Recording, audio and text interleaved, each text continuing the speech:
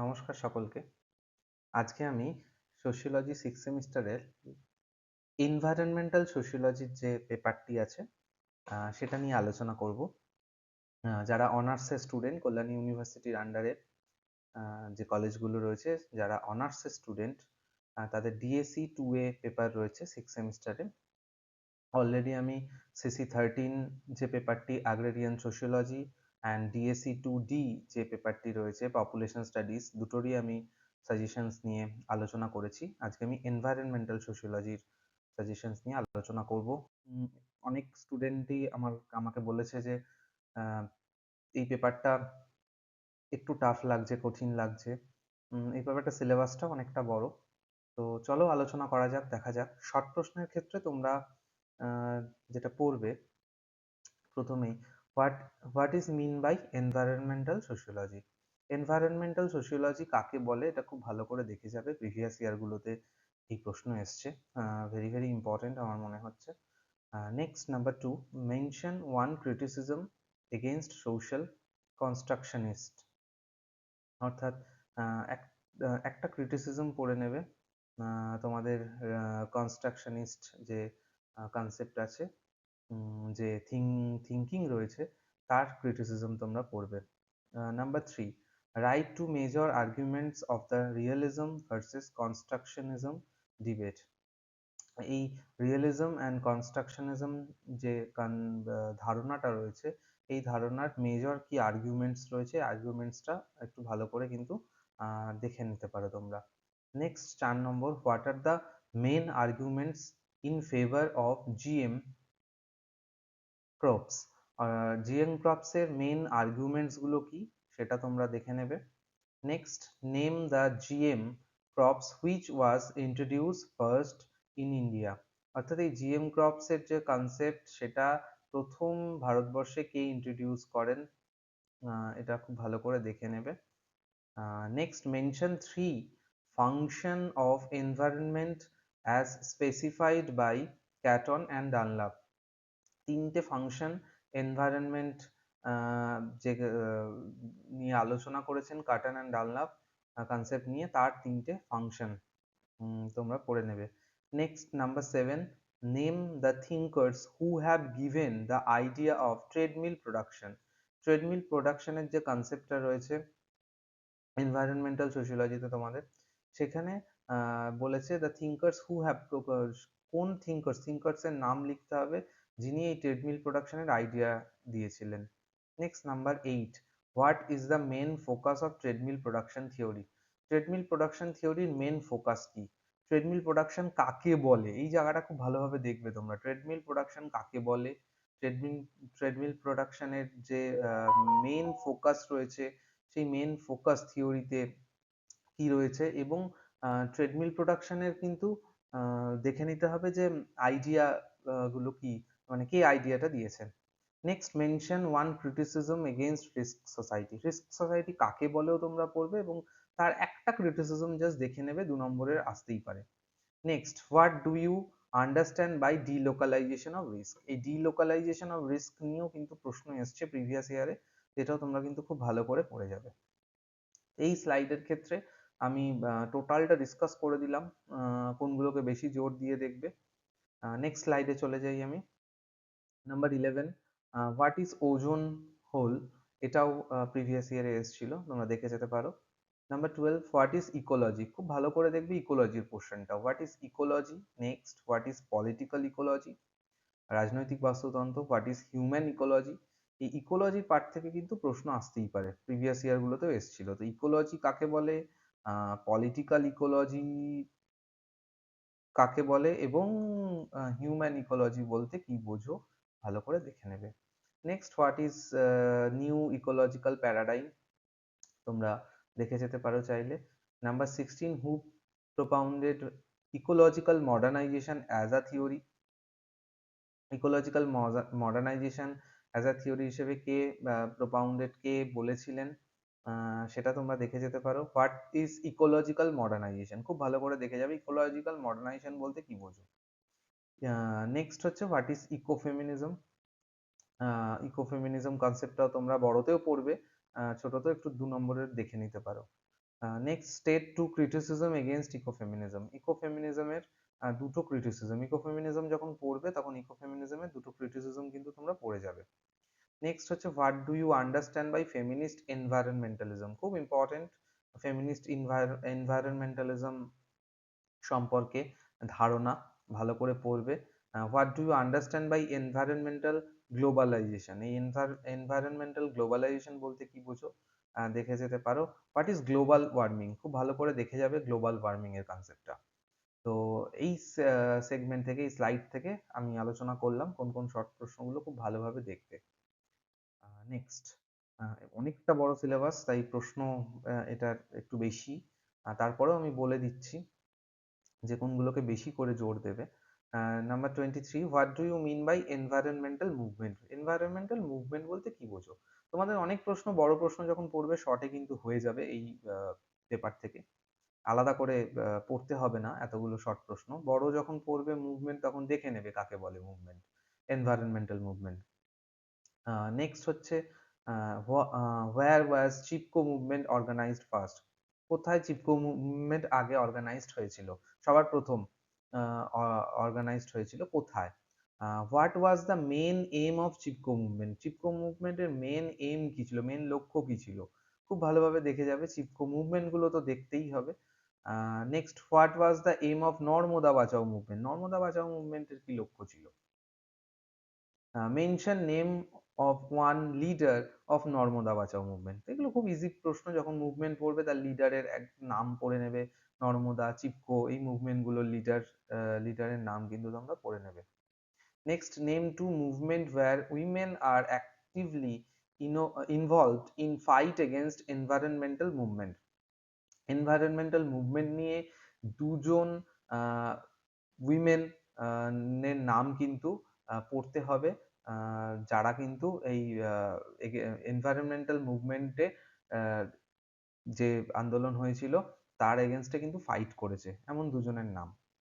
Next, name any two leading seeds companies of India, leading seeds যে কোম্পানিগুলো রয়েছে, leading কোম্পানিগুলো, তার যে কোনো দুটো কোম্পানির নাম লিখতে হবে। তো এই নামগুলোকে কিন্তু একটু দেখে যাবে, 2 নম্বরে আসলে খুব ইজি ভাবে তোমরা কিন্তু লিখে নিতে পারবে। ডিফাইন সাস্টেনেবল ডেভেলপমেন্ট, খুব ভালোভাবে পড়ে যাবে সাস্টেনেবল ডেভেলপমেন্টটাও, নামগুলো আমি আর স্টার্ট দিলাম না, নামগুলো দেখে যেতেই হবে কিন্তু। হ্যাঁ। Next, who is the author of the book an invitation to environmental sociology, এটাও প্রিভিয়াস ইয়ারে কিন্তু এই প্রশ্নটা এসেছিল, এইটাও ভালো করে দেখে যাবে যে এই বই গ্রন্থের নাম কি। এছাড়াও আরো কিছু গ্রন্থ প্রিভিয়াস ইয়ারে এসেছিল, তার মধ্যে আমি মেনশন করেছি, যেমন staying alive women ecological development, আর political ecology and the politics of ecology. তো এই বইগুলো কিন্তু দেখে যাবে, লেখকের নামগুলো খুব ভালোভাবে। তো এই গেল আমাদের শর্ট প্রশ্ন মেইন জায়গা। এছাড়াও তোমরা যদি তোমাদের সময় থাকে, তোমরা যদি পারো, তাহলে ট্রেডমিল প্রোডাকশন, আমি আগেও বলেছি, আমি আবারও এখানে হয়তো রিপিট হয়ে গেছে, ট্রেডমিল প্রোডাকশন কাকে বলে।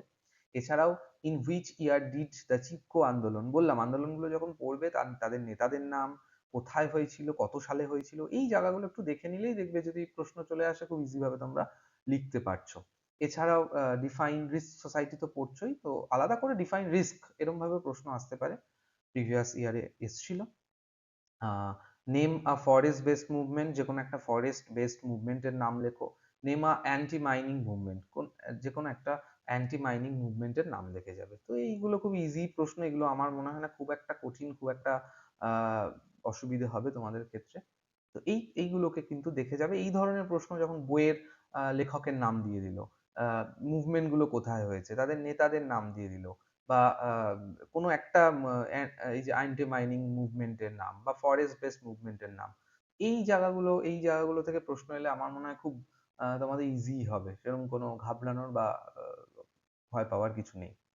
এবার আমি বড় প্রশ্নতে চলে যাই, 5 এবং 10 নাম্বারের যে প্রশ্নগুলো, সেখানে যেটা পড়বেই, প্রত্যেককেই পড়তে হবে, আমি দেখেছি বারংবার প্রিভিয়াস ইয়ারে এসেছিল, যে ডিসকাস দ্য নেচার, ভালো করে শুনবে, scope and challenges of environmental sociology as an academic discipline.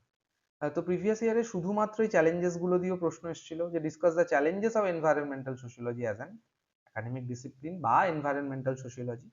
এছাড়াও নেচার স্কোপও এসেছিল, তা তোমরা কিন্তু মোটামুটি স্কোপটা খুব ভালো করে দেখবেই, স্কোপের পোর্শনটা খুব ভালোভাবে দেখবে, চ্যালেঞ্জেস গুলো খুব ভালোভাবে দেখে যাবে। ভেরি ভেরি ইম্পর্টেন্ট প্রশ্ন কিন্তু এটা তোমাদের জন্য থাকছে। Next, write a note on realist constructionist debate. Realist constructionist debate তোমাদের দেখবে সিলেবাসে রয়েছে সেকেন্ডেই। তো এই ছোট করে এটা একটুখানি কনসেপ্ট গুলো জাস্ট, রিয়ালিস্টরা কি বলছে, কনস্ট্রাকশনিস্টরা কি বলছেন, ছোট করে 5 নম্বরের মতো তোমরা কিন্তু এটা দেখে যেতে পারো। এর আগে এই প্রশ্ন আমি দেখিনি, আমার নজরে পড়েনি, এবার চাইলে দিয়ে দিতেও পারে। নেক্সট, খুব ভেরি আরেকটা প্রশ্ন, যে রিস্ক সোসাইটি নিয়ে তোমাদের একটা টিকা পড়ে যেতে হবে। Write a short note on risk society. Risk society, ঝুঁকিপূর্ণ সমাজ নিয়ে একটা টিকা তোমাদের কিন্তু দেখে যেতেই হবে। Next, discuss the central arguments of feminist environmentalism. বললাম যে ফেমিনিস্ট, এর আগেও 2 নম্বরের আলোচনা করার সময় বললাম যে ফেমিনিস্ট এনভায়রনমেন্টালিজম খুব ভালোভাবে দেখে যাবে। দেখো কত রকম ভাবে প্রশ্ন এসছে প্রিভিয়াস ইয়ার গুলোতে, আমি রেখেছি 3টে প্রশ্ন। যে central arguments of feminist environmentalism. 5 নম্বর, explain the significance of feminist environmentalism. 6 নম্বর, explain the different theories of feminist environmentalism. সুতরাং এই ফেমিনিস্ট এনভায়রনমেন্টালিজমের কনসেপ্টটা যদি ভালো করে পড়ে যাও কনসেপ্টটা, তাহলে যে কোনো প্রশ্ন দিলেই লিখতে পারবে। এটাকে টার্গেট রাখো যে এই 3টে প্রশ্ন আমি রেখেছি ঠিকই, কিন্তু ফেমিনিস্ট কনসেপ্ট পড়বে, কনসেপ্টটা পড়া থাকলে, বোঝা থাকলে, তাহলে যে কোনো প্রশ্ন এলে কিন্তু অ্যাটেন্ড করতে পারবে ফেমিনিস্ট এনভায়রনমেন্টালিজম থেকে। তো সেন্ট্রাল আর্গুমেন্টস গুলো দেখবে, সিগনিফিকেন্স গুলো দেখবে এবং ডিফারেন্ট থিওরিজ গুলো দেখে যাবে। Next, what are the assumption of ecological modernisation. Ecological যে মডার্নাইজেশন আছে তার অ্যাজাম্পশন গুলো কি কি, সেইটা তোমরা চাইলে দেখে যেতে পারো। এবং discuss the 4 view of ecological modernisation. Ecological মডার্নাইজেশনের যে 4টে ধারণা রয়েছে, সেইটা কিন্তু 4টে ভিউ রয়েছে, সেটা কিন্তু তোমরা দেখে যেতে পারো। খুব ভালোভাবে এগুলোকে দেখে যাবে, এগুলো সবটাই ভেরি ভেরি ইম্পর্টেন্ট এই পার্টের, আমার মনে হয়েছে, তাই আমি বললাম, শেয়ার করলাম তোমাদের সাথে। তো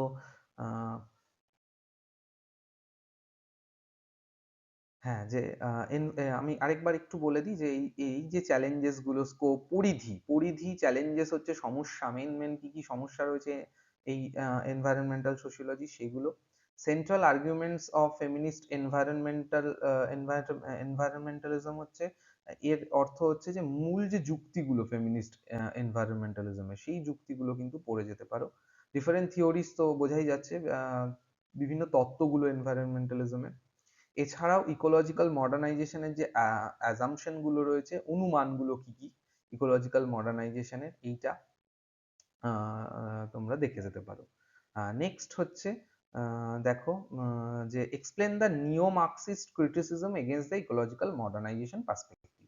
যদি চাও এই প্রশ্নটা দেখে যেতে পারো, বাট প্রথম দুটো কিন্তু ভেরি ভেরি ইম্পর্টেন্ট থাকছে তোমাদের জন্য। নেক্সট স্লাইডে আসি। Number 10, discuss the impact of treadmill production. Treadmill প্রোডাকশনটাও খুব ভালোভাবে দেখে যাবে, এর ইম্প্যাক্টটা দেখবে, প্রভাব দেখবে। এছাড়াও discuss the logic behind using the treadmill metaphor in the theory of treadmill production. একই, ট্রেডমিল প্রোডাকশনটা মেন দেখে গেলেই অ্যান্সার করতে পারবে।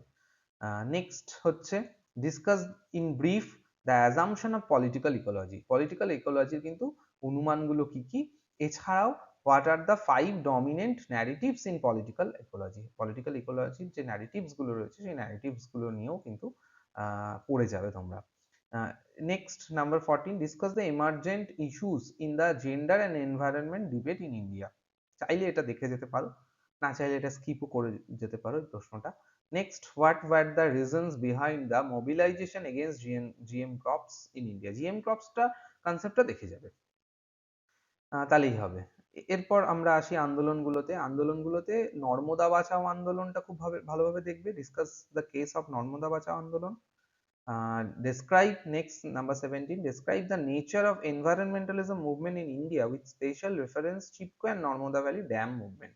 তো চিপকো মুভমেন্ট একই, এখানেও নর্মদা বাঁচাও মুভমেন্ট রেখেছে, আর চিপকো মুভমেন্ট, নর্মদা বাঁচাও মুভমেন্ট, এই মুভমেন্ট দুটো খুব ভালোভাবে দেখে যাবে, কঠিন কিছু নয় মুভমেন্টের ক্ষেত্রে।